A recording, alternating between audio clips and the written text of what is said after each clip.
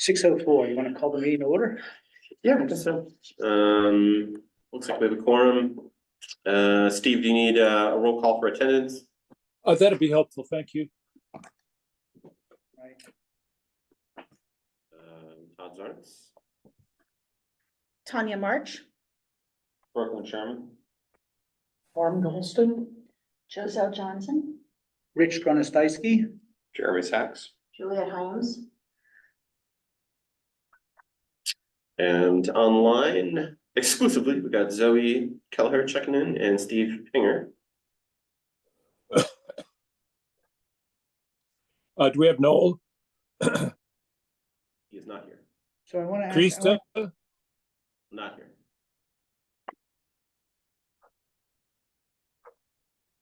I want to ask Zoe about that iPhone that survived a 16,000-foot drop. Thank you. Yeah, one without a case and one with a case. And yet I drop it out of my, off my desk and it cracks. Not even a scratch, unscathed completely. 16,000 feet. I think it was in airplane mode though, wasn't it? Yeah, it was airplane mode, yeah. You gotta keep One it of- airplane. One of them was, one of them wasn't, which obviously caused the crash.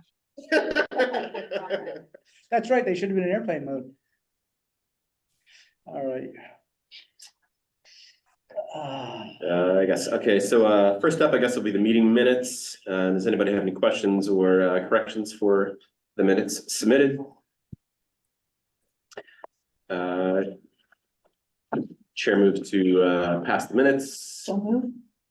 Anybody, I guess we need a second. Joselle, this, A second. Jeremy seconds. Any objection? No objection, the motion passes. President's report, first up, I don't really have a lot.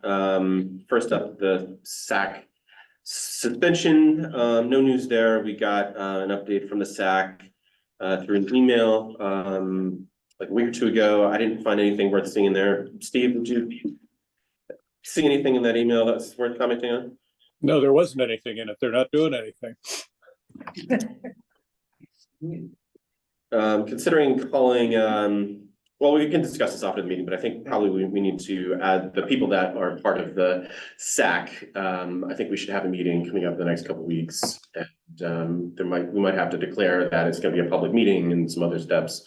As a part of the email, I did see actually the liaison mentioned that if there's a quorum of participants, then there needs to be meeting minutes and, some kind of advertisement that's there's going to be a public meeting and stuff like that. So those are hurdles we'll need to clear, but probably is something we need to do like in the next couple of weeks. So I think it's the current chair of SAC isn't willing to do anything. I think that's sort of right, Steve, and that's only my impression. I didn't really ask Tanya. I read the bylaws. Always Yeah. say. Yeah. And I found out that Giselle, you're a business association rep and you had not yet read the bylaws. Have you read the bylaws? I have. So they're a little more constrained than I had wished.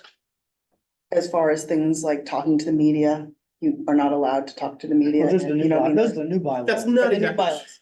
true, You because have to reach out first to the rep. Yeah. that's not, well, because I had a run-in with Right. Peabody and Alan about talking to Alan, and a lot of that isn't exactly the way it's. Your first impression of that is not really correct. Well, it's not. If you're gonna forced. speak as a body, then the body has to agree, basically. Right, but you can speak as yourself. Yes, You just correct. can't represent, but you also have to remember that you are a business association rep. Correct.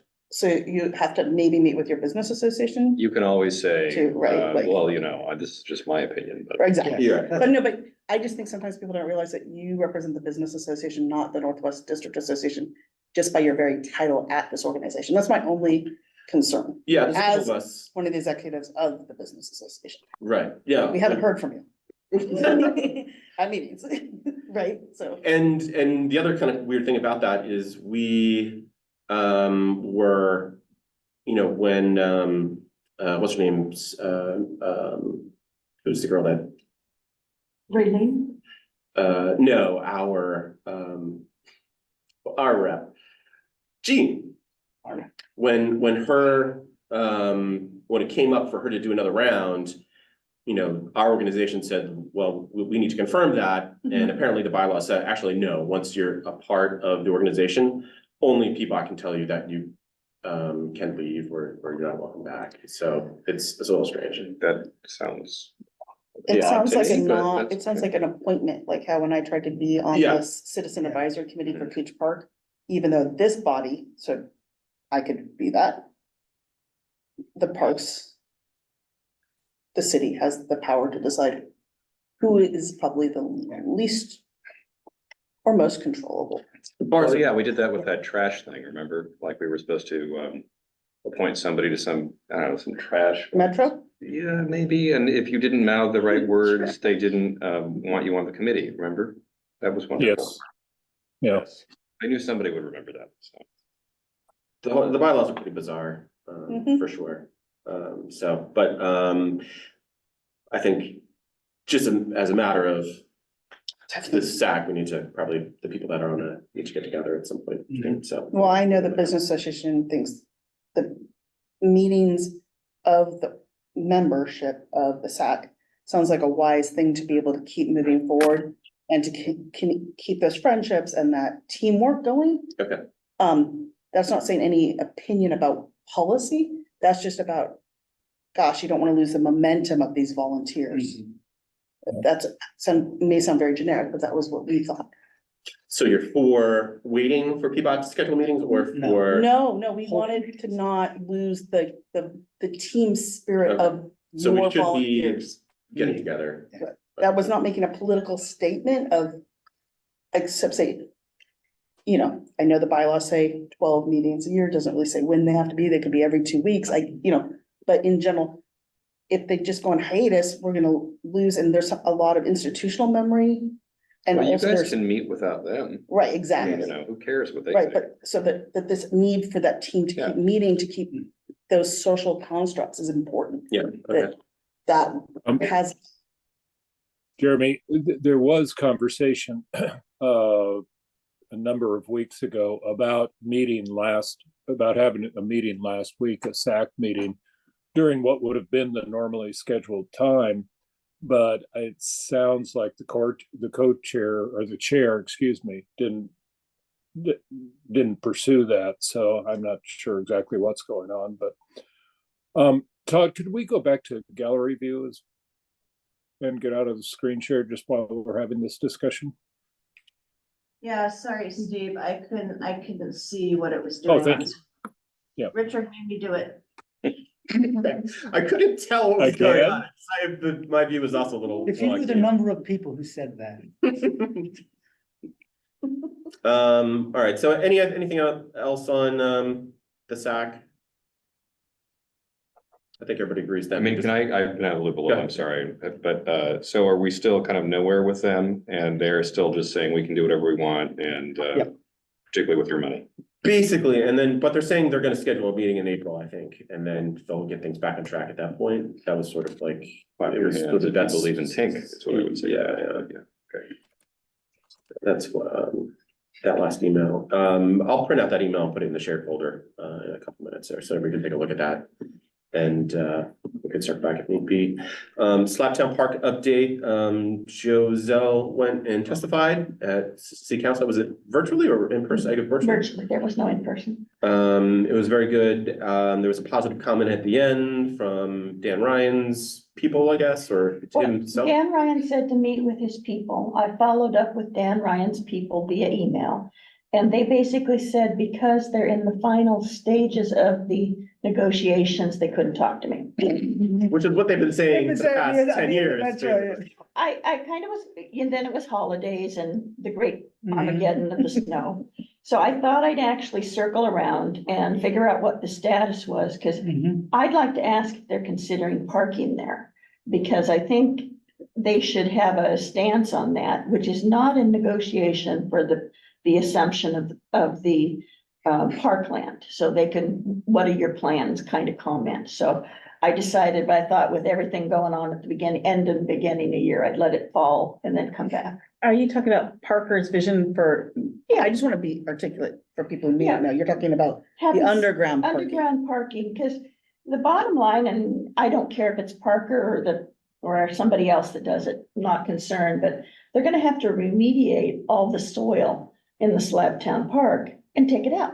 Mhm. Why not, while they're taking it out, they dig another 6 feet and put parking in? And yes, it would cost Oh, more. in the- you know the answer for that. But I'm going to ask. No, I agree. I'm going to ask, and I'm gonna ask before it's finalized, so I've got it on the record type thing, and that's my plan. So, I just, with everything at the end of the year and with the snowmageddon, I didn't want to do it. I mean, you could couch it to them like, this is a moneymaker for you too. That's Because you can't make people use the park if they park there. correct. So, it's a good idea to me. Well, I thought I'd follow up. I at least took it as a good sign that I volleyed across and got a response. Maybe it's the same one we've had before. It is. But from a different person though. Yeah. I That's felt, important. I felt good that Dan Ryan was committed enough to step forward and say something was happening. So at least, did he say that before though? They always say something's happening. They're always saying. that I don't think negotiations, but there's never any movement. I felt like at the end, the way he made the comment, I thought was very positive. That's what, yeah. So I thought that, with all the year and stuff, I just thought, let's wait until January. Yeah, because this Wednesday is gonna be their first in-person meeting, you know. Is it? Okay. Yeah, last week was supposed to be their first in-person meeting. Building.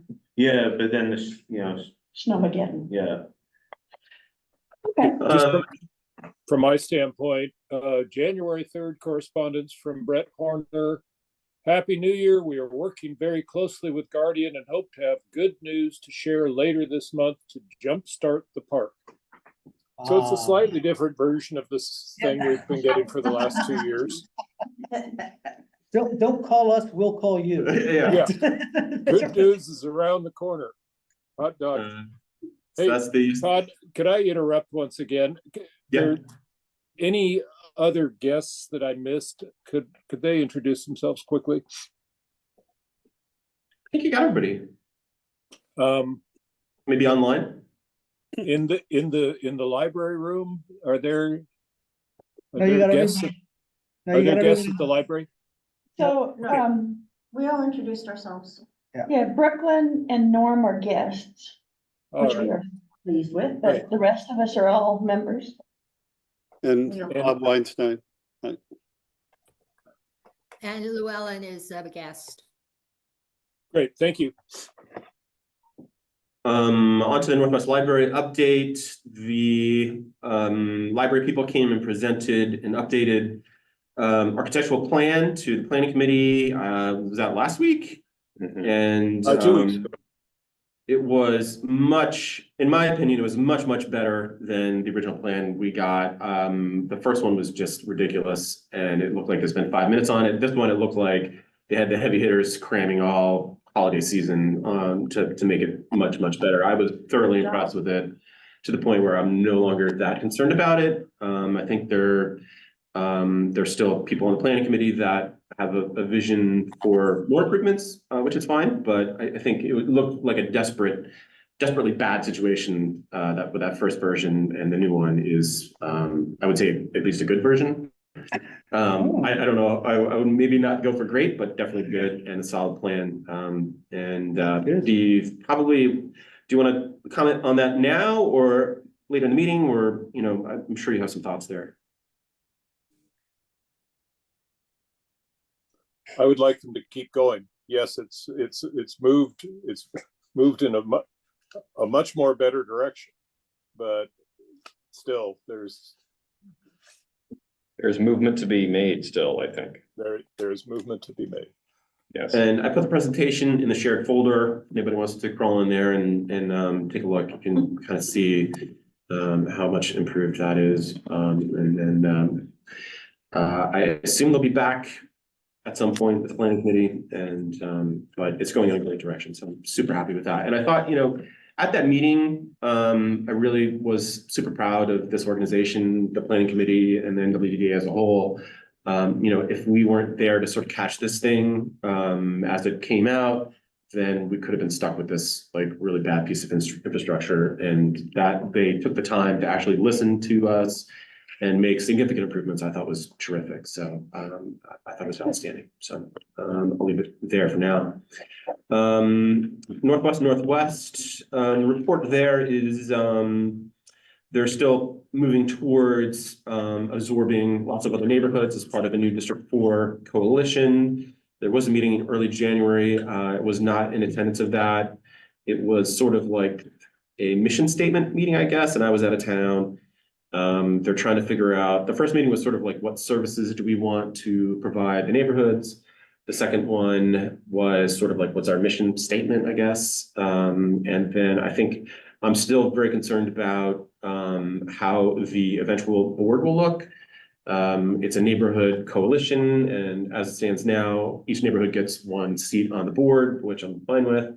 But the people that run the coalition they have a vision to add other seats to the board, which would be sort of like other community groups and things like that, which I think is a feel-good idea, but one that in practicality, I think. No, it's not. It's to dilute the decision-making of the neighborhood. Yeah, I think it would be very, very dangerous and something that I'm very keen to kind of keep on top of.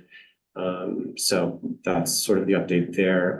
There are new bylaws for Northwest that were sort of like at the last meeting last week. They sort of handed us bylaws and said, we're going to vote on the new bylaws. And I said, well, we didn't get a chance to look at the bylaws, like, clearly. Then might ask you if you read them. Yeah. These are the actual, legal rules of the organization. I think we should actually have, be able to read them. So that vote was put off until next month. I put a copy in the shared folder.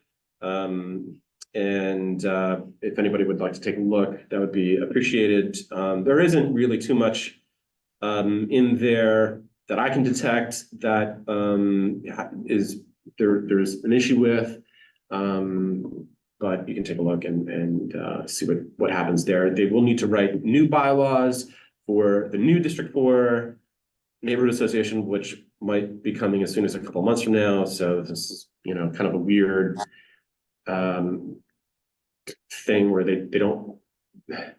desperately want to update the bylaws, but the bylaws will only really be in effect for like a couple months until the next iteration of the association. So I think Steve has his hand up about the bylaws.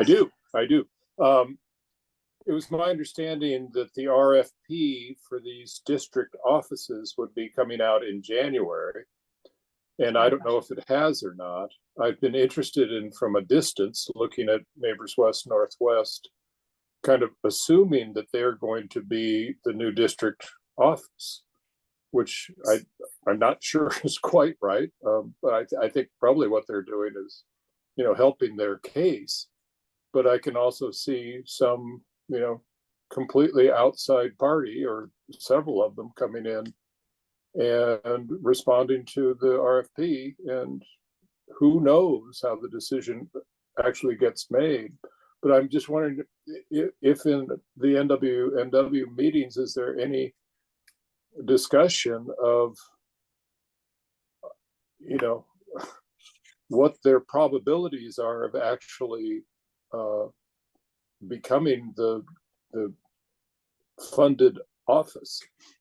I think they're pretty high, and there was a memorandum of agreement that was approved to absorb already some of the Southwest neighborhoods into the. From who?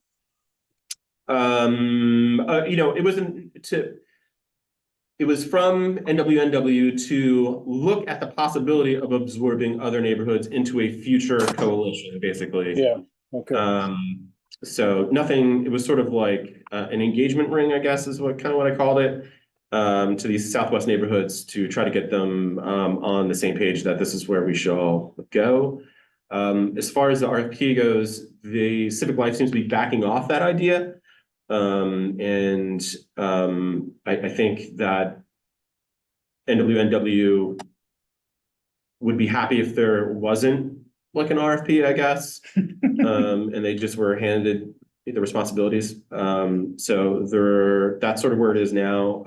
I think that there was an original idea to do a request for proposal, and then everybody started thinking about like how complicated this thing's gonna be and how much easier it would just be just to say like, okay, you guys go ahead and take over. So I Yeah. think that's sort of where it's headed. Okay. But And I don't disagree with that. It's just, the city needs to be really clear about that. there's no clarity. Otherwise, somebody's brother-in-law is going to show up because they've got a, good handle on how to do this stuff, and we'll get the contract. Juliet? So I have a few questions. How do I get on the email list for these District 4 meetings? Darlene, How did you get invited? I'm just sort of like a member. Oh, so here's how so good question. you're our representative. This Todd. is how it happened. It Neighborhood was, supposed to send someone. they're not official meetings yet. What was the vision that Darlene had was that all the presidents of the neighborhoods come together and meet a couple times to sort of get this thing, the ball rolling. And so that's what that was.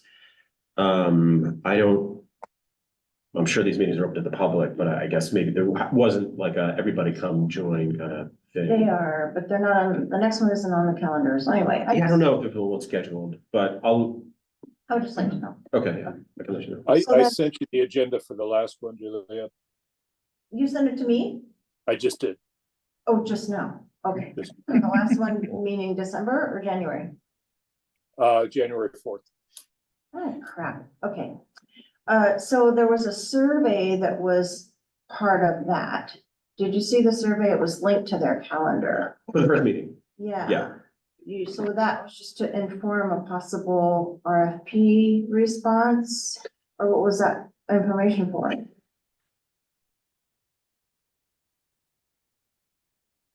It's sort of like a team building exercise right now, basically. Yeah. It's like they're trying to organize this in a way where this should be the obvious choice to be the administration for the District 4 coalition. So these meetings are sort of like a rah-rah, let's meet each other and make it sort of like, so it's gonna be difficult to do something else. Right. Okay, so then. So go ahead. Okay, just one other thing. So about that. So someone on my committee was asking about the east side portion of District 4, and sorry if you already addressed this, kind of how they weighed in, what they thought, what was their. The last meeting was actually hybrid, but the in-person part was in the east side, down Selwyn. So they're actively being engaged. Oh, good. All right, thanks. So Neighbors West Northwest, do they stand to get paid something for this? Why are they? Yes. Okay, how much are they gonna get? Do we know? I think they get Why would we want to give them anything? I think they get 300 grand now. Wow, Right. okay. Well, And it's 300 for a coalition of 11. We now have a coalition of 25. So I mean, I was under the impression, and I could be wrong, that they never really do very much. well, So, what they do is not helpful in any regard, anything. So, and I know I'm becoming way older than my physical age, but they make me crazy. and I think, the thing to keep in mind too is that a lot of the NWDA is different than a lot of other neighborhood associations, which are, can be like 3 or 4 people with no budget and no bylaws. And, and sort of at that point, the coalition is sort of like the legal mechanism for them to even exist, I guess, in a way, or, they sort of swallow up those responsibilities. So They give us insurance for our summer concerts. yeah, I think they No, offer I mean, it's a couple $100 at an event. they offer other neighborhoods, I think, much more resources. Well, then I think, Oh, that's- that sounds like a No. good deal for $300,000. I just wanted to, do they do our taxes anymore? they're Yes. trying not to. Well, they pay someone to do our taxes. They don't, Out of that money? I'm just out of that money. trying to say what TurboTax. No, my only point is that like. what crumbs we're getting. I'm just trying to stay. No, I we're know. getting some I mean, crumbs. since I've been involved in NWDA, they just seem like they're just a pain in the rear and NWDA or NWNW? NWNW. And there's no bang for the buck other than them trying to aggrandize power for no reason that I can figure out. So it's another example of bureaucracy for bureaucracy's sake, and I think it makes people crazy. And I think, Jeremy, I would only in add the that, past. it's in the category of you know, I think it's a good idea. There should be coalitions, and the opportunity for common cause is a good one, and the opportunity to support poor, overstretched neighborhood associations is something that needs to happen. Two really good reasons for the coalitions to exist. They have performed far, in my opinion, far below that hope or intention. I mean, yeah, they've been kind of a disaster at times, but what are you going to do? You know, hopefully this time around, maybe the restructuring of it will be a good thing. But it's the district office is going to be way too big. Yep, You know, it's going to be too big to do. Can't anything. imagine those meetings being anything other than unmanageable. No, that's the whole point. So the managers get to do what they want to do, and they don't have to listen to anybody. And I mean, if they really want to have, and I guess this is a discussion for other people and other district associations, but if they really want to have district associations that do anything and a coalition that does anything, then the other district associations need to get their acts in gear and actually have, a structure that works. And I'm not saying we're perfect, but we can show them what we did, but that's a whole other conversation. I don't mean to derail this whole thing, but I'm completely flummoxed by NWNW all the time. And I remember when they were a total disaster a few years ago. So I'm just. And I think that sort of this funding mechanism is troublesome too, because then sort of when we've discussed this, I guess, off camera about how, we don't want a situation where the tail's wagging the dog, where the city's giving NWNW all this money and they're saying, that's boy, clearly what's happening. Right. It's all a setup. Yeah. I sound like a nut, but this is the way bureaucracies work, And, Jeremy, you've heard me say before in my experience that, I was kind of startled to see that the flow has gone from it being a vehicle to transmit neighborhood information or neighborhood views to the city. It's completely inverted. And now it's the city's they're a mouthpiece for the city. Protocols coming back at the neighborhoods. And it's what they're doing with the SAC and all the other things. It's just control from the center. And it's not about really neighborhood issues. It's about the city kind of programming what they want people to think about. And that's crazy to me. That's a bigger conversation, but I you're know. right. I really am a New Deal liberal, but this makes me crazy. So I liked it when the coalition office had a phone number with the same prefix as the city offices. So when I wanted to, for the Parks Committee, if I wanted to actually get a park staff person to respond to a phone call, they would see an internal phone call. that's a good point. And then I remember that's that a was a great big thing that the NW changed their phone system because they found it archaic, but I loved having those prefixes because I could go in there and say, these are the people who aren't returning my calls. Could you use your office phone and try to reach them for me, please? And they would have much more success because the caller ID was. I mean, that sounds like the strangest thing to want, but maybe that's something, Todd, you could ask for us to still have that universal city phone number so that if you go into the office and you're trying to reach people. Well, stop being silly. They don't want that. well, I think, everybody's sort of making the point that, we need to pay close attention of what this NWNW District 4 thing becomes. And I'll work to make sure that everybody's up to date on the latest. There's just not a lot happening other than they're trying to set themselves up to make this an obvious, easy choice. We'll keep it on the agenda. I think we need to be really pushy, and I think that we should probably write a letter to my committee because time is short and this is our time. This is our chance to say what it is we really want and how it should work. And I can talk about that a little more, but everyone is waiting for someone else to figure it out. Okay, we'll hand the mic to you in a second. You can add that to the roster there. Small grants are active. This is phase 2 for NWNW. There's like $7 grand left, I think, or something like that. If anybody's interested in the small grants, that's, I guess, go to the website or just ask me for the link. I think we as a group need to figure out, we're coming into a very active political season. There's a lot of candidates and issues that are coming up, and we're getting a lot of requests for people to come in and address the NWDA, and we don't really have a great outlet for that right now. My idea is to create sort of an ad hoc committee to host meetings for candidates and issues. Maybe that could be happening like once a month. We sort of need somebody in charge of that. Michael Viera seems to be very interested in keeping everybody up to date and abreast, and I think he's going to be involved with NWNW in doing some of the similar activities. Unfortunately, he's not here tonight, but does anybody else have a better idea or any thoughts on how to handle these requests as we move into election season? Todd, you would see that as being aside from the not part of the board meetings then? Correct, yes.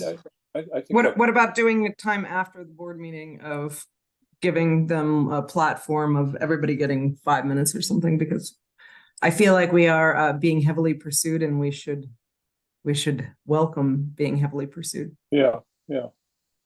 So I mean, that's another option. We could set up 5-minute slots at the end of the meeting from like 7 to 7:30 and have signups or something like that. I don't know, what is the legality of that though? Do we need to, does anybody that submits a request needs to have an opportunity to speak at that point? Or can we just say that there's 5 or 6 slots and first come, first serve? Like, there's a lot of like legal questions here that. So maybe the priority would be within the area we're in, so it's relevant to specifically 1-to-1. And then the second thing would be that they are a viable candidate, so they filed all the paperwork and been recognized by the city. I mean, those two things should screen automatically, and then we go from there. Are those distinctions that we're allowed to make? I think if You we're. can make them until somebody complains. Yeah. And I don't think that that's, so basically we're saying that our constituents would be in area 4, I think is Yeah. where we are. So we want to limit it to that. And then the second thing is we want to make sure that they are a recognized candidate so that we aren't Right. taking time away from people. I think that'll screen it a bit, to be honest. So as I understand it right now, there are 8 candidates in the 4th district. Bob, when is the filing deadline? The filing deadline is June 5th, Okay, and there's definitely will be more candidates filing. okay. What I hear. So having a forum, I think, would be a good idea, but it may not be until the summer. And maybe we can do that in addition as well. I just think Yeah. we should allow ourselves to be heavily pursued and courted. Did you just I say the agree. deadline is June 5th? Yes. It looks like, according to my slideshow, that's when it opens. It says candidates can file from June 5th through August 27th. Excuse me, I stand corrected. She's correct. Yeah, okay. Yeah, because currently what people are allowed to do is they're allowed to file for small donor elections. So that's what's currently going on, is the people who want to be in that program are like, announcing, but yeah, we've got quite a while before there's any actual candidates. Well, it sounds like Zoe's gonna head this up, so we'll follow your lead, Zoe. Yeah, I like to be heavily courted and pursued, so we're Or, gonna. possibly maybe a better way to do it would be to say the board meeting ends at 7:30 and from 7:30 to 8 o'clock will be an open candidate time or like a separate meeting, Yeah. basically. I'd like to not, it takes us an hour and a half to talk about things when we don't have like anything to talk about, and It's so. voluntary. Yeah, I think that would be maybe a better way to go about that. So, but then also we need to figure out meeting space and all this other. Is it gonna be virtual and all this other stuff? So, if anybody has more thoughts about this, I think it's something that we need to kind of figure out pretty quickly. And then we should probably also come out with a list of questions that we want everybody, maybe a list of questions that everyone needs to answer of what we care about the most with our neighborhood and have them answer those beforehand too, as a sheet. I'd say like a 1 sheet on it of like all right, these are the things we really, what's your stance on these things that we really care about in our neighborhood? Yep, sounds And good. number 1 question of like, what do you think about neighborhood associations? How are you gonna work with the other two to be, productive and effective and congenial? I don't want them fighting. Any more thoughts on elections and access to NWDA? Yeah, adding on to that is you should probably invite them all over at the same time so you can actually see how they interact with each other. Interesting idea. Yeah, I agree. I'm concerned. Well, all right, let's move on to Juliet, who has an update on the City of Portland transition. Okay, Yeah. so And Juliet's kind of far away from the camera here. Does that, everybody online hear what's going on?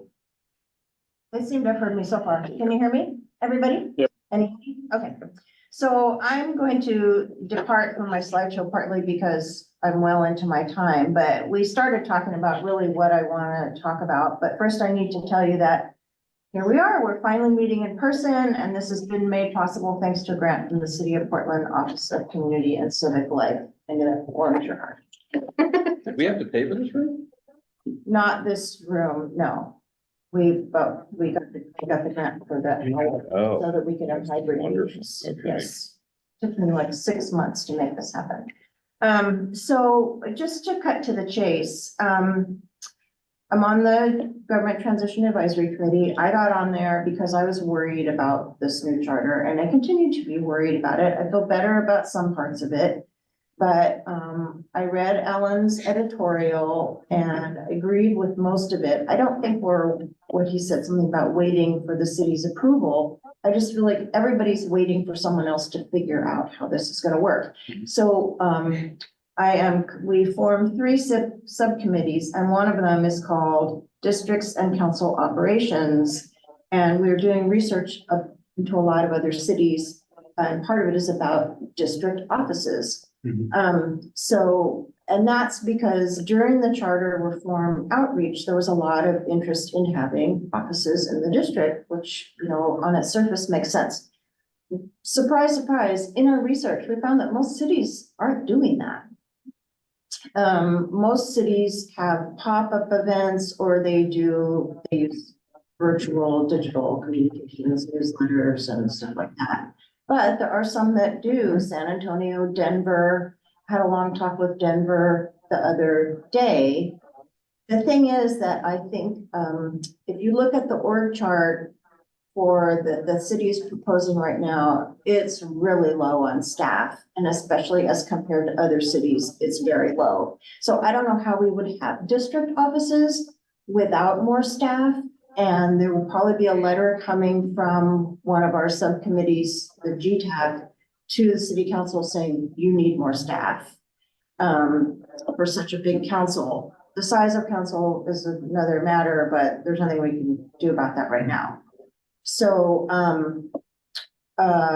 the only way that so we kind of need to figure this out. And so, you know, it may be, I had this idea, you know, some months ago, Dan Ryan was talking about embedding the district offices in the coalition offices, buildings, whatever, and that was feasible and affordable. Now, if it were, maybe the coalition staff could staff some office hours for that office every week, but they're not going to get full-time dedicated district office staff with the current org chart. There's just not enough. But don't you want the government to be separate from the coalition? Oh, I mean, do. Yeah, because if you stick them in the same building, it's gonna keep furthering that Yes. liaison. that way.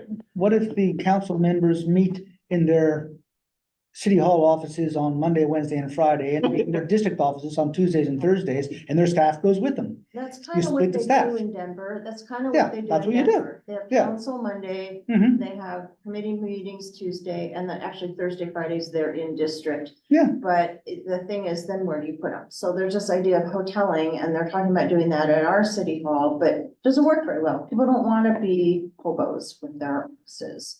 Well, then get But- rid of the city hall offices. What's that? Get rid of the city hall offices. Yeah, possible. So, but we need to figure out, you know, do we want district offices, or are we okay with this other model of just pop-up events, kind of like legislators do, you know, they have town halls and stuff, or some of these counselors will go to coffee shops, libraries. I think that's fine. I mean, Events. this city is not the size of New York, you know? No, it's You can not. get downtown fairly easily if you want to go downtown. Right, so. Excuse me. I think pretty soon, we need to come up with a formal recommendation or whatever it is we want. And, you know, if we do want this distinctly different from the coalition office, you know, I think that makes sense and we need to be clear about that. And if we think that pop-up one-off events are fine, then say that too.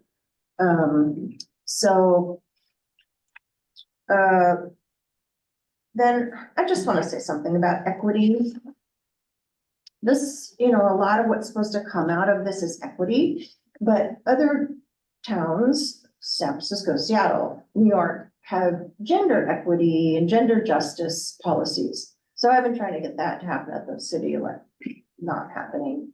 And here, you know, the city is half women, the state is half women.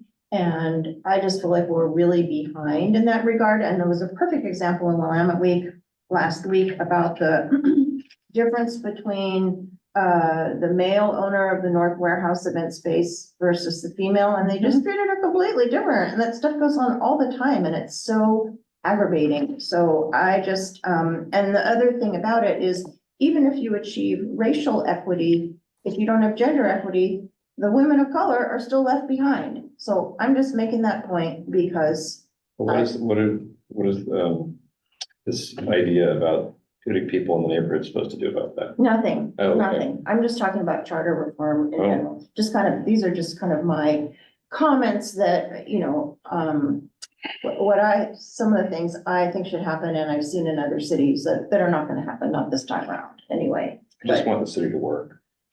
Yeah, well, I mean, I think that this is part of it, you know, it's gotta work for everybody. I Half the know. People are women. And that's like, we should start on the things that actually affect everybody, like, no. The way the city, it doesn't work for anybody right now. It's a mess. Yeah. I just think, low hanging fruit is the way to go. Yeah, so, well, let's figure out what that is and advocate for it and get it in writing. And I agree with Steve, I thought we were gonna see that RFP in January, and I'm asking about that. So I don't know if you wanna look through the slideshow, the budget stuff. I mean, they are asking for 5% cuts across the board. I think there are a couple exemptions. One is the transition staff, but they're ad hoc anyway.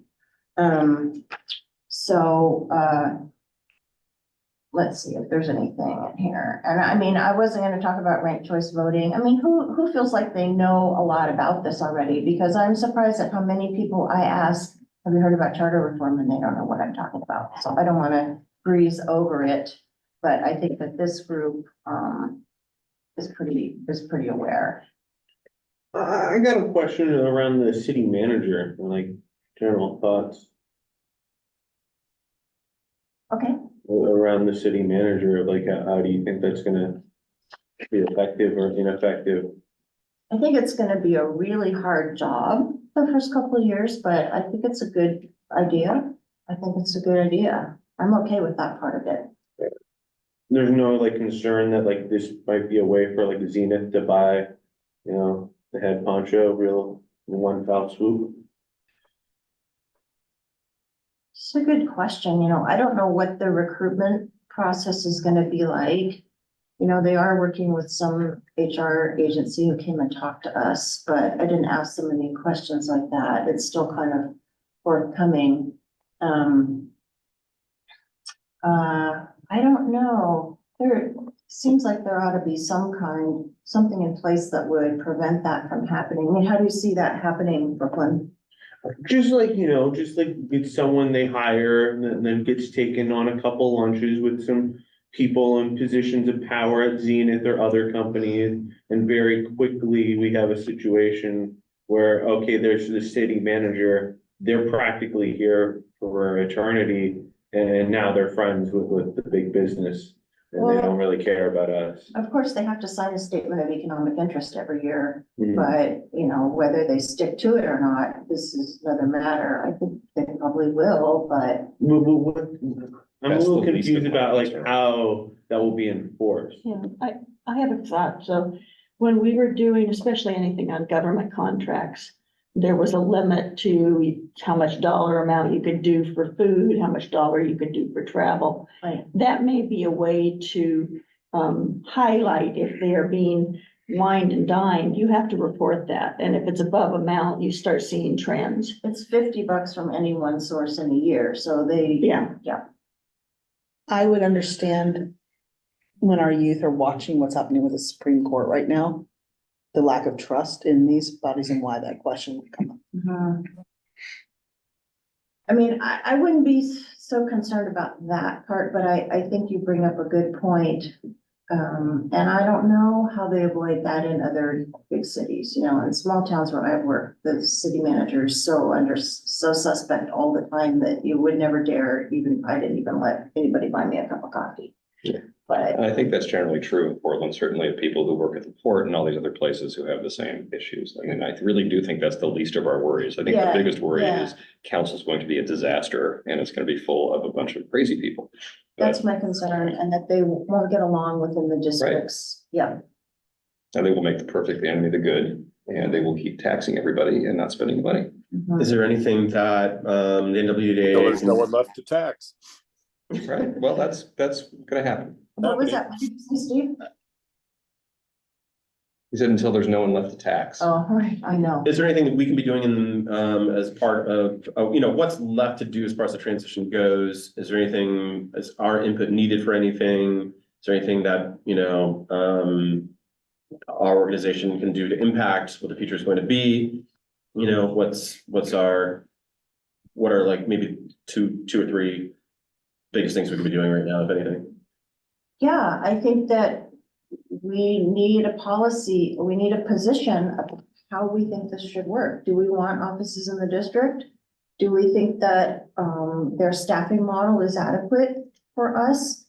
You know, what is the low hanging fruit that we want from our coalition? You know, we don't think the coalition is really serving us, and you know, what are the 3 things that they could do for us? I mean, it'd be nice if they'd like help everybody get back to hybrid meetings, right? Which is where you have real conversations. I mean, that would have been a really great thing. Instead, I've been thrashing around for months with Richard's help and Todd's to get this going.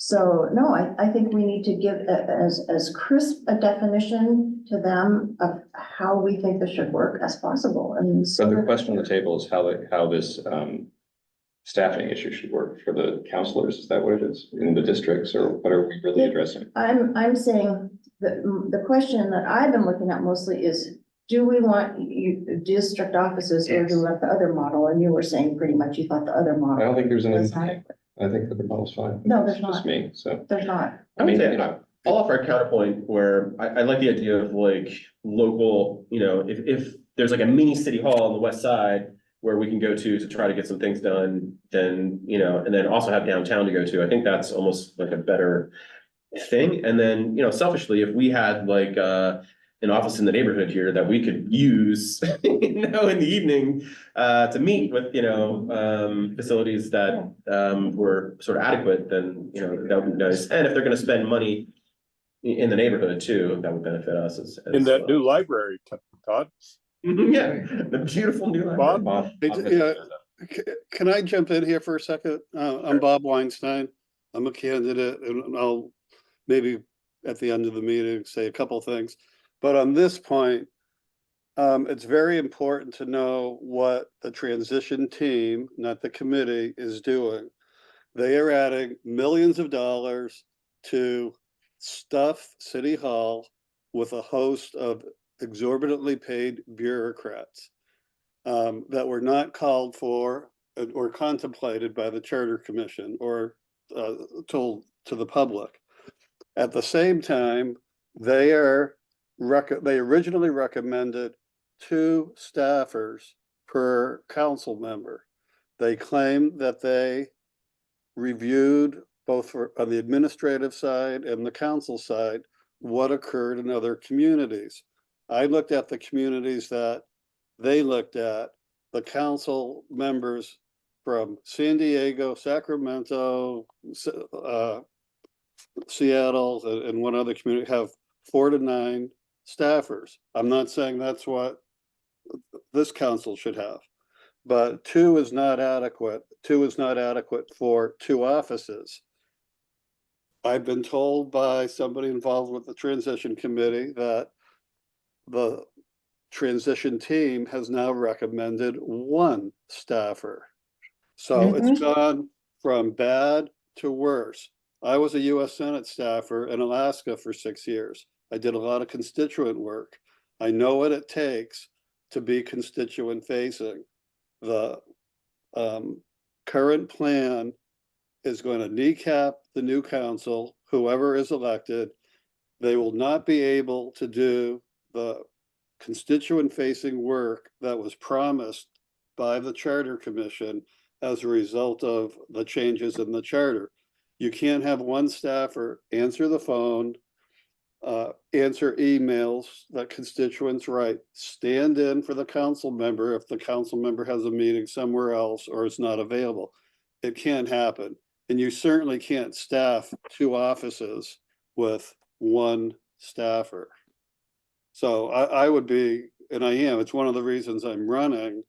I've been following the transition process, and it's just amazing to me that the council not only approved the structure, but on a 3-2 vote a couple of weeks ago with Gonzalez and Ryan voting no, approved salaries, $300,000 salaries for a group of new people.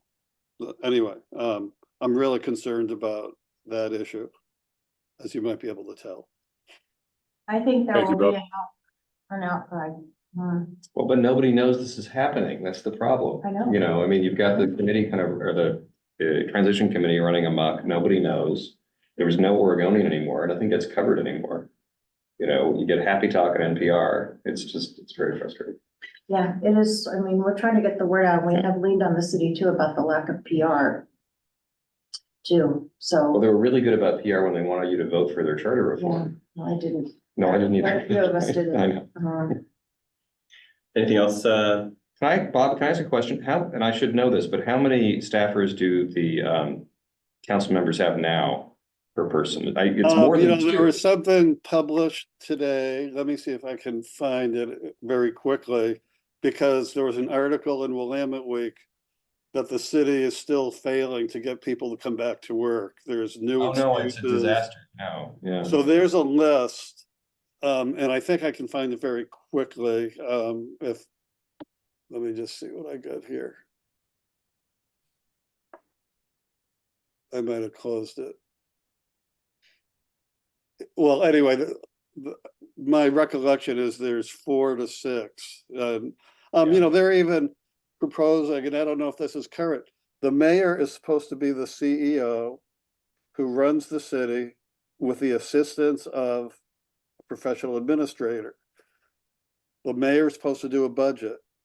The mayor was proposed to have 2 staff members only, won't even have their own budget analyst.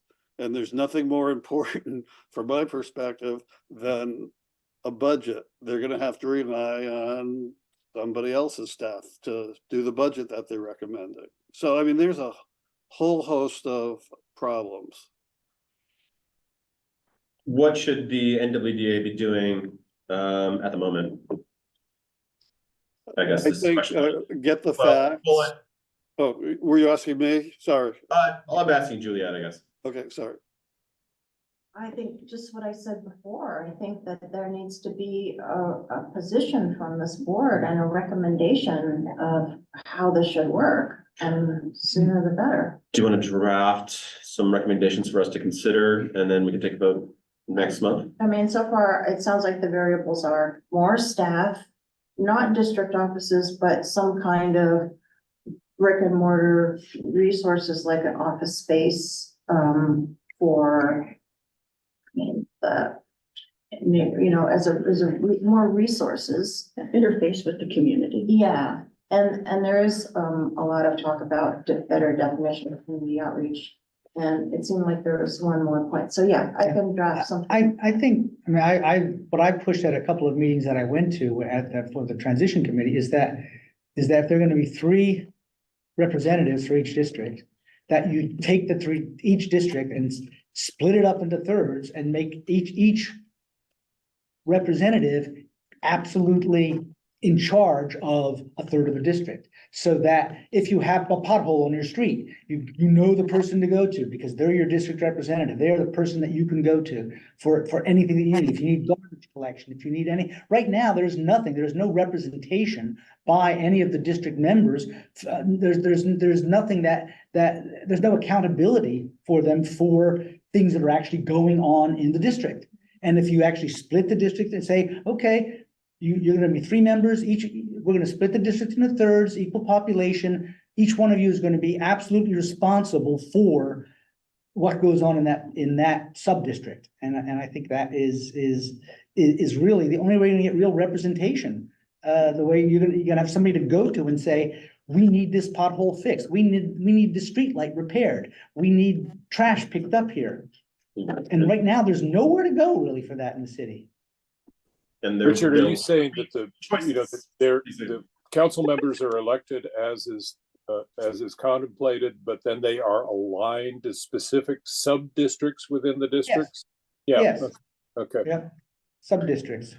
Well, all right, let's put together for the next meeting, a couple recommendations that we could either approve or not approve and send them in the way and maybe we can involve ourselves that way. And then the recommendations go back to whom? I'm suggesting that they go to my committee, the Okay. Transition Advisory Committee. Okay. Juliet, I'm happy to You help. decide that you're recommending stuff too. Like if the committee makes a recommendation, your committee, who's supposed to be listening on the other side? Council. Okay. All right. And the last letter we wrote did get in the paper, but it was pretty critical. Which paper did you get into? That's a good one that we, maybe, Okay. yeah. Okay, anything else? Thank you To for address? talking to me about this. I feel like, I'm really the only neighborhood person on this committee, and so I feel like kind of alone, so. We're here with you. Thank you so much. We saw your advertising to get people to meet Yeah. people. It's pathetic. It's amazing how many people just don't even know this is going on. And really, that worries me as much I as, think that's by design, Julia. yeah. Really do. I mean, they want to do what they want to do. Yeah, well, I mean, That was the story of the whole charter reform. yeah, They handpicked the people to be on the committee because they wanted a result, and they're doing the same thing all over again. I didn't really follow the charter committee because I didn't think it was gonna pass. I didn't pay attention, and then I suddenly woke up and Yeah, it that's passed. Yep. You may not be interested in charter reform, but like Trotsky said, charter reform is interested in you, so, it's. Let's move on with the meeting. We're almost on schedule and Michael's not here for the communications committee, so we'll move to Plex. Well, our last meeting, we met at a cafe and we sent out dozens of donation letters. This is one of those such samples. If you know of anyone who might want to sponsor such a beautiful series of events that we put on, please send me an email or send Todd an email so that I can handwrite a beautiful request to them. We wrote to our typical donors. We will be doing some grants like we did last year with some of the credit unions have individual applications. They don't do donor requests like this. I think my committee has been most alarmed hearing first about, the city had a lot of money to buy a bunch of land this summer under the Morrison Bridge and put it in an ice rink. I have some reasons to find it alarming as well, as pleasant as it is. And now the skate park under another bridge, the millions of dollars coming from system development charges. And yet all of these buildings have been built in this neighborhood. And the density here is immense and we're not getting open space. We know why that is, don't we? Well, I can complain and that's the committee is upset, and that's why we like having every committee member has been going up individually to kind of keep that ball rolling. And I think we're going to continue to ask people to testify just because we're not going to go away. I mean, when we lost the MLC swimming pool, which would have been 16 years ago now, almost to the day, I was told not to advocate for it anymore at a certain point because we were going to get a community center here. in Northwest Portland for the community. It's great news. And here we are. Here we are. And what was that? Smelly room. Wait, next week, but community center would have, yes, the meeting rooms. Mhm. It would have, I mean, what we've created, we have. Chapman is now Title I. We have poverty. I don't even live in this neighborhood anymore, but there is a bifurcation of wealth. And yet the perception continues to be on the very wealthy when there is many home forward housing developments here. There's many domestic violence shelters here. There's a lot of individuals who need services and need community. And that would be a way for people to mix and meet together, which doesn't happen at the Multnomah Athletic Club. So not having one of these centers, Friendly House is filling in many ways, which I think is amazing. And they allow us to have many meetings there. And We'll they get have, to that shortly. when I recommend that for us. Well, you know, with this lovely owl, you know, to grow, maybe, they're filling in that. And it doesn't mean that they should, we just need more, not less. And it seems like we're getting less and less here. Like for me with my business, which operates in this neighborhood, I need more public bathrooms. Yes, my guests can use the restrooms at Friendly House. My guests can use the restroom here. But there's less and less just restrooms and tourists. Northwest 23rd doesn't have the tourists that it used to have. Yeah. And the retail is crashing because of it. There's no more pink bus coming up here and bringing people here to shop and go. You know, we're not, and it's hurting the businesses. And in complement to what Tanya's saying, one of the things that I added in the, my city council stuff was if we're looking at Montgomery Park, that's a great place where we can advocate for larger open space at the beginning, not at the end, like the Slabtown Park, so that we can have an access of some type in that area. And I actually was pleased that Dan Ryan picked up and he said, you know, I'm real surprised, East Side never asks for this and the Northwest finally did, and I agree. So I don't know what's gonna come of it, probably nice hot air, but it was at least worth a comment that I thought we should continue to rally cry that. Yeah, no, I think that's really important. And, you know, the planning committee has been lobbying for that forever. And we get met with kind of blank stares by the people involved in that too. The combined public space on private land. Yes, it's really wonderful. So, but you know, I mean, I agree with everything you said, but the political climate makes it very difficult for the city to spend any money on this because they don't want to. And it's the wrong demographics here. But I think it's a misperception of demographics. Yeah, I We agree. collected graphics. I thought that's what made Giselle's testimony even stronger than mine, is we prepared better. And Giselle, you came up with some pretty good demographic, the real demographics and the perception do not match. Yeah, but it doesn't matter. I mean, I totally agree with you. You have to keep throwing the demographics in their face, but the decision makers are already committed to the way they see the world. And they don't see the world through either the demographics or the data or anything. They see that they want to spend money on what they define as historically underserved populations. And, you know, we're, I guess, paying for the sins of the people who lived here 50 years ago. But that's the way it goes. Slabtown, where we're sitting right now. Jeremy, No, I know, I agree. So I mean, like, I don't think we're paying for those sins because that was I this was a know, Black but community. that's my point, though, is that you have to keep trying to, you know, convince council that they're wrong, but the people who really run the show are so committed to their way they see the world. It's not really council, it's the staff and the people like who are running the transition to this, whatever it is, charter reform. I'm not trying to be defeatist. I think it's great to keep doing this and I'm happy to help, but I just think that's the buzzsaw we're running into here. Because that's what we kind of saw with on the planning committee, when we kept saying, well, it would be nice to have a park, you know, there's a lot of people who live here could use a park, and you just get this stare. Jeremy, I think one drum we want to keep beating on, and the planning committee has done this to some extent, but you know, the Northwest District has absorbed 4,000 new housing units in less than the last 10 years, with no concurrent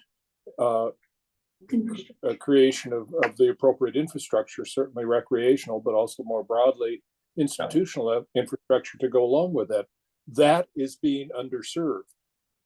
That is a different version of being underserved. It's more statistical than demographic, I suspect, but it's, you know, it's a demographic consideration as well. And I think we just need to, you know, as I say, keep beating on that drum. And I agree. Yes, serving underserved populations is really important, and we are one. But also impacts of new construction. When Park 19 went in, that construction company planted tulips in Cooch Park and restructured the playground at that time because the park was hurt by their noise and their construction, the negative impact on the quality, and then they were reimbursing that at the end. And I thought that's what SDCs were about, was we're doing harm and we're trying to make amends for the You're harm. right, but the people who are making the decisions don't see it that way. But they don't have any other money, so I think they're getting greedy, right? Like the Parks Department. We should dovetail this into the planning committee report to Greg. From Parks. It's kind of, this is the same really topic in a way, just a different committee, and Greg joined us a couple minutes ago. Greg, do you have anything to add, or if not, Steve? On the parks or just on planning committee activities? Planning, both, I guess, but you know, maybe a transition from parks and the. Well, yeah, Yes, we could great. transition from Steve, I'll play to your raised hand maybe. You know, across the street from the park in Slabtown is going to be a new library. And we've been spending a lot of time on that library. And it's been a fair amount of back and forth. I think, I don't know who all is in your room there, but it's vastly improved. I think most community members feel that way. It's still a little over-programmed, but the dialogue is great with the library folks. They know how to answer questions and really explain where they're coming from. And so you can't fault them for doing what they have to do for the various stakeholders that are both employees and the public. And I think we're, by the way, John, just I'll make an offhanded comment that we're getting, by meeting at the library this evening, we're getting a firsthand look at some of those challenges. Let's put it that way. Cool. So that's taking a fair amount of time. Steve, did you want to say more about that? Because I was also going to mention, and then I think the next seg is into the proposed facility near the Montessori school. Yeah, and I just wanted to kind of direct you to that, Greg, the proposal of Premier Gear for a crisis center. So if you wish to speak to that.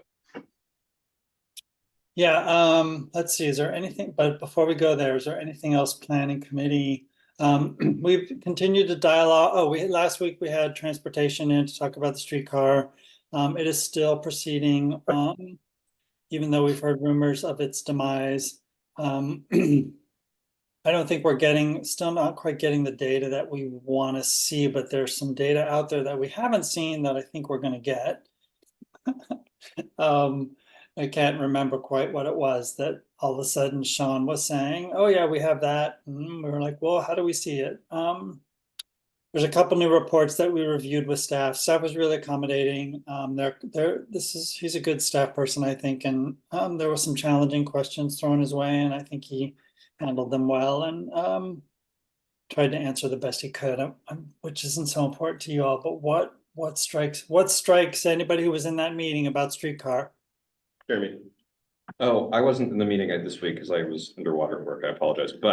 And I don't remember if I said this in a prior meeting, but I'd heard from at least one council member that that's going to be dead, the streetcar thing. So we'll see. I don't know if that will, but we'll see. What council member? Are you joyful One about of five. the property taxes that you may not be paying? Yeah. You over there? Thank you. That's a good clue there. We did talk a lot about how they're going to fund the streetcar and who ends up funding it and the challenges associated with it. And I think we keep telling them that we continue to perceive the streetcar as being what's driving the redevelopment of this ESCO and Montgomery Park area. And it's, and somebody else alluded to the fact that I think it was Jeremy who said, yeah, we start talking about parks and ESCO and around Montgomery Park, and we just get this kind of like, well, we got you like at 2 acres, or, it's Unfortunately, it's in 2 foot by 4 foot chunks spread around various building areas, but it's 2 acres. So we're kind of making progress on that whole ESCO Montgomery Park area with parks, and I think there's a real opportunity to push harder on it. So and I think there is a pretty broad consensus on the planning committee to keep pushing hard on that. The concern I have, concern I have, Greg, just broadly speaking with the streetcar and PBOT's approach to it is that, not surprisingly, they're looking at it from an operational viewpoint on what's the thing that can make the operation of the streetcar easiest, which is not necessarily the thing that, from an urban design standpoint, creates any place anybody wants to live and work. And there's that fundamental disconnect there of, just having a very narrow view of the values and criteria that are going into, shaping an entire district. And we just can't get past that, a one-way couplet is not going to create the kind of critical mass that you need to have a successful Main Street anywhere. So, we're just, again, beating on the drum, but. Let's get into the other part of this. Yeah, so the Gearworks building, between 19th and 18th? 17th. 17th and 18th. 17th. And 17th and 18th, and Thurman and Savior was redeveloped for office space, and it's a local developer who's Sturgeon, so a known entity in the city of Portland, has proposed an alternative use that is, I haven't been in these meetings, so I probably should pass it over, but I'll just say that that's all I'll say. That's what I know about where it is, and somebody else on the committee is going to have to fill you in on the conversations that have been going on. Although I can say this, there's a variety of folks who are interested. We're hearing from a kind of not a nameless, but a faceless entity that's concerned about this, called Concerned Neighbors of the Northwest or something like that. And then some property owners that we do know are meeting this Thursday to sort of just do an initial brainstorming, have an internal conversation, and then they'll probably reach out to the board, I think is how I've directed them.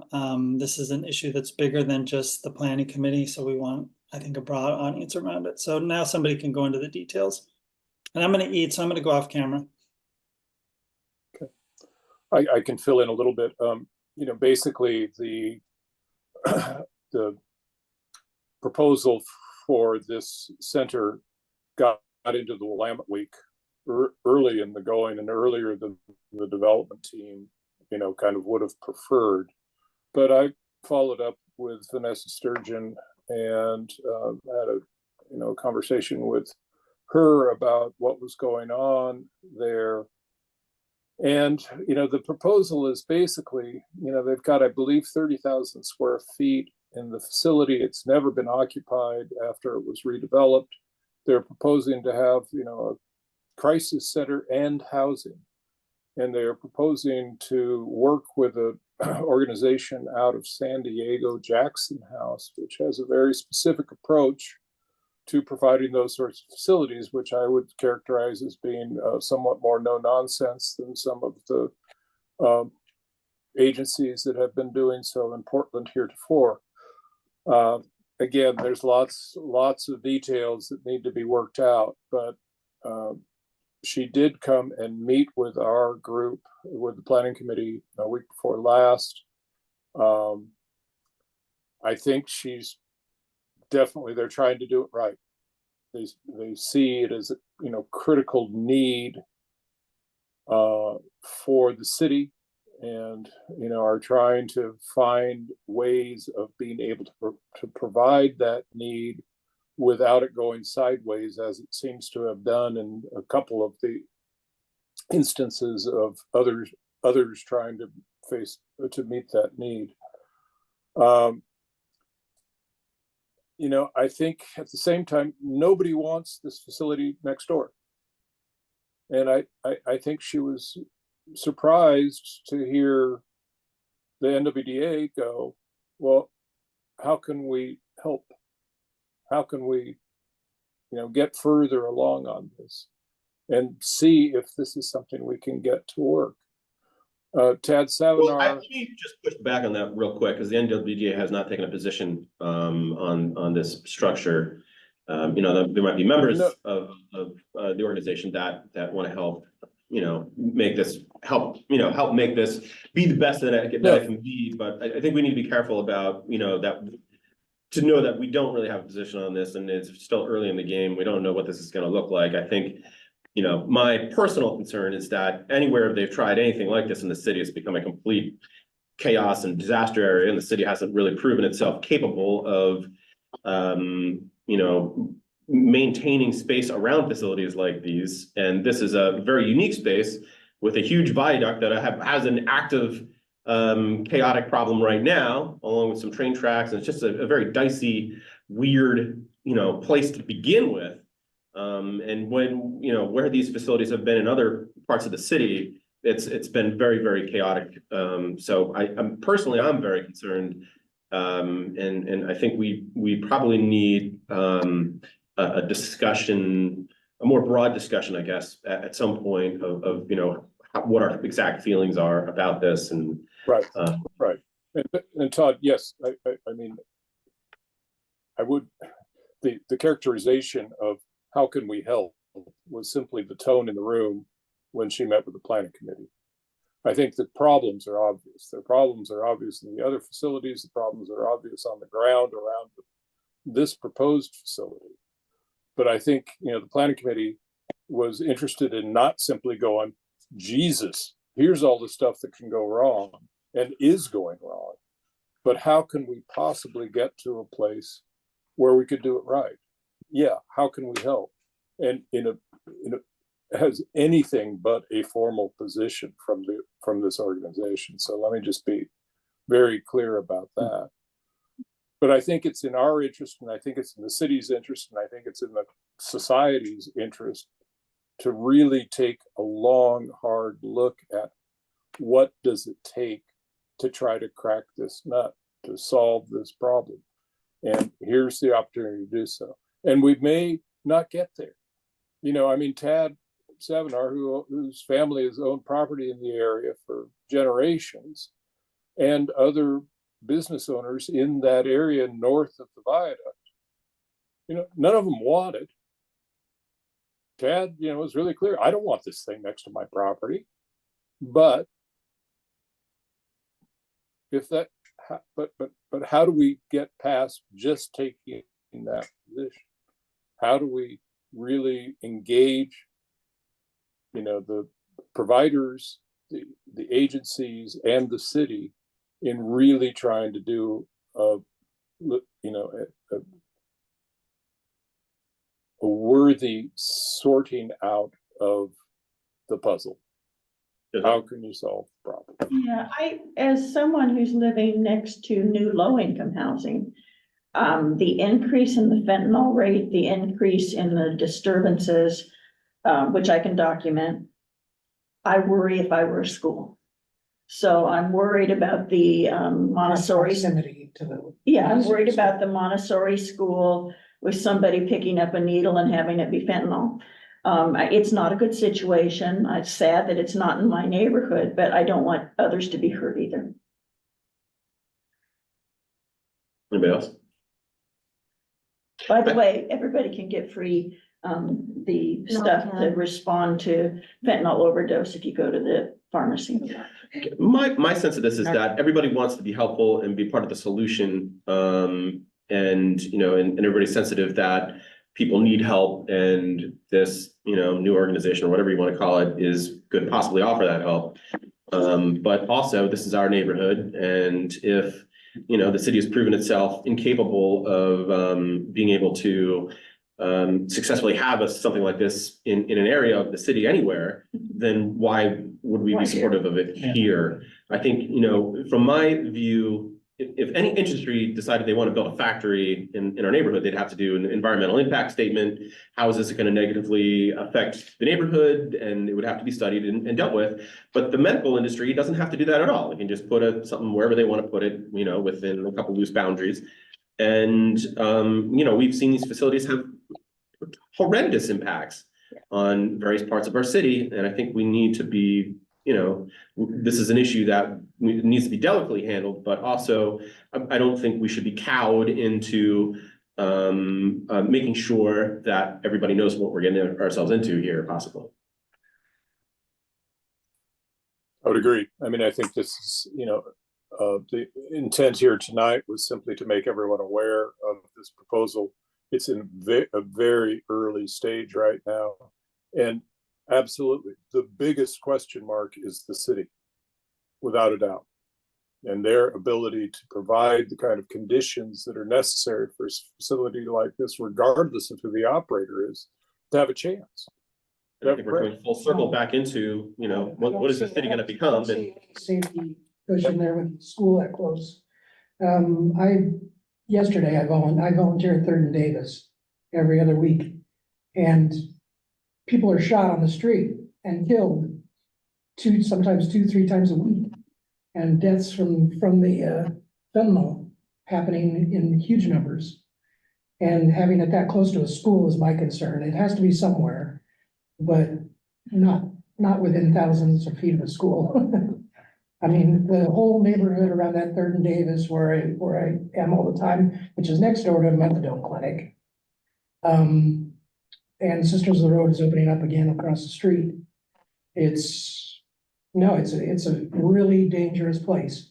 The SWAT teams are out in force on a regular basis in the middle of the street with their M16s, you know, and guys with machetes hollering, walking up and down the middle of the street.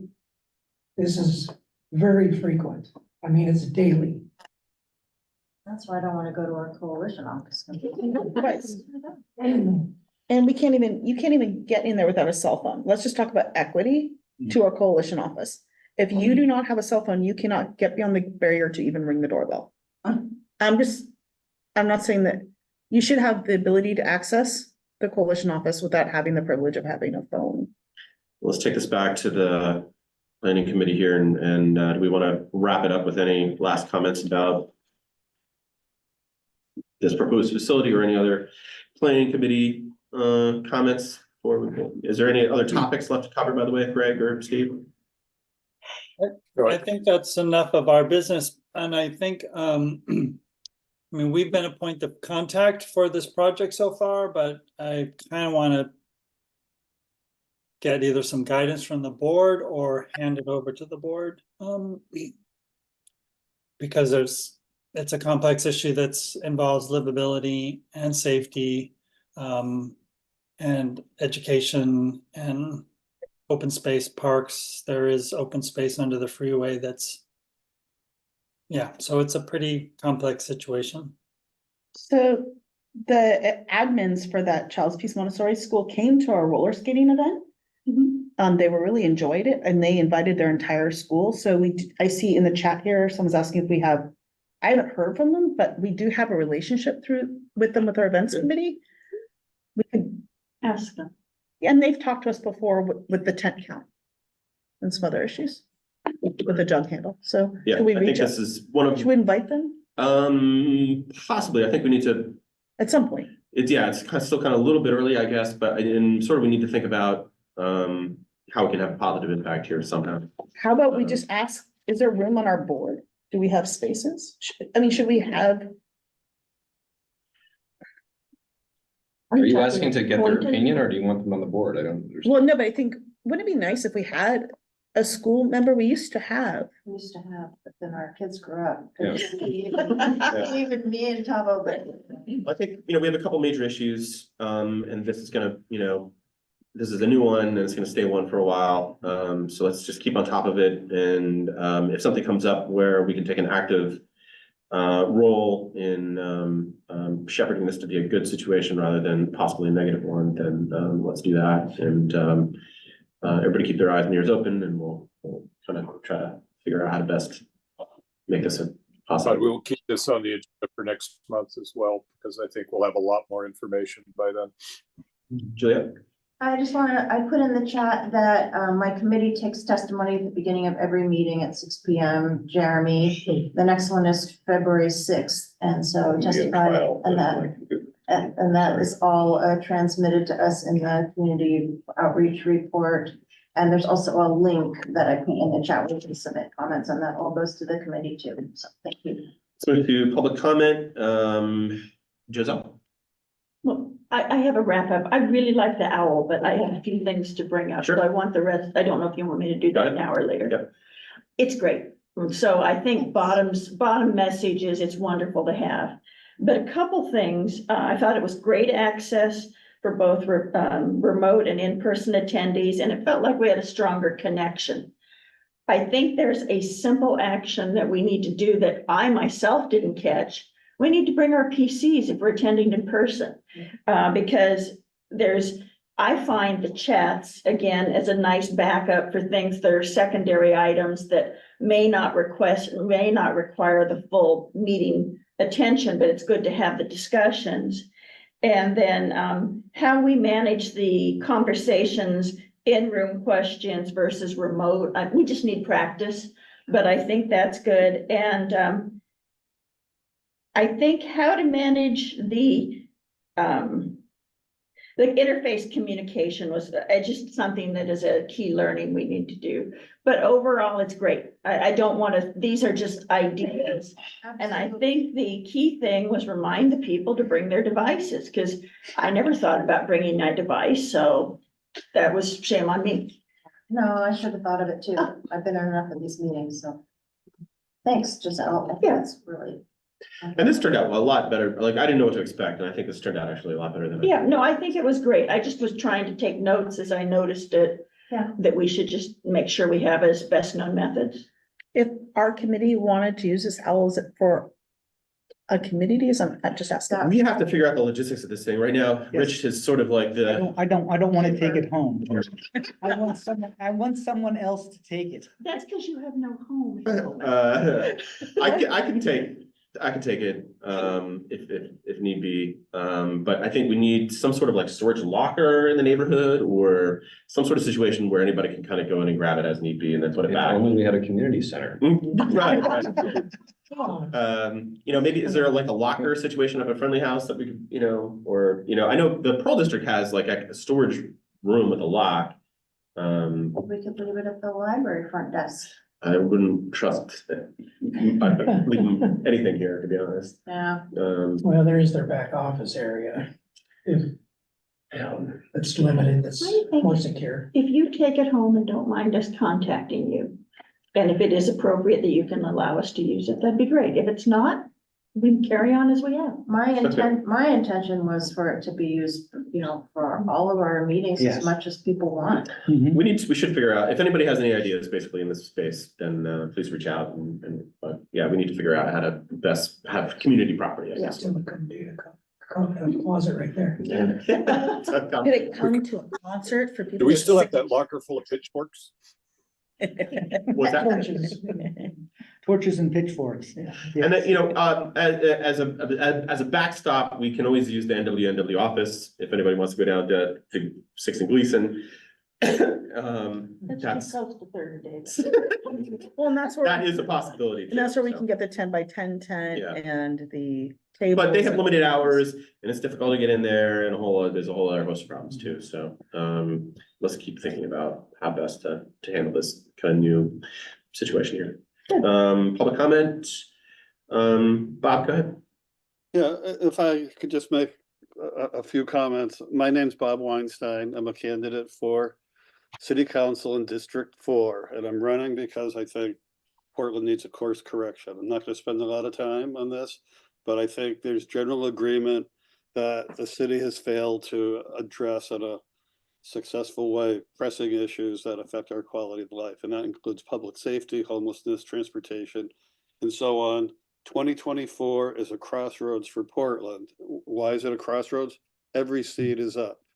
And if voters want a new direction, it's up to you to support candidates who will sensibly move the needle to a different direction.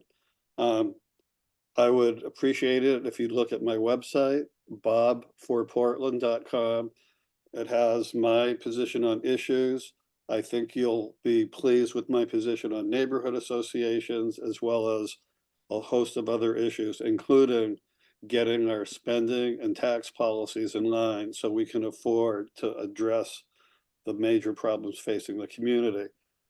I just want to give you a little bit of history, not about me, but about me and you.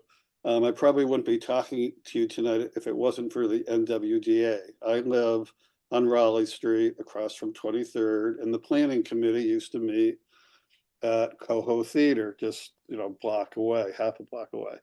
So I started showing up at meetings, and people like Steve Pinger and Chuck Duffy and others were looking at this guy who sat in the corner just watching, and eventually they sort of asked me who I was, and I became a regular attending their meetings. Chuck got me involved in Chloe Daly's effort to write neighborhood associations out of city code.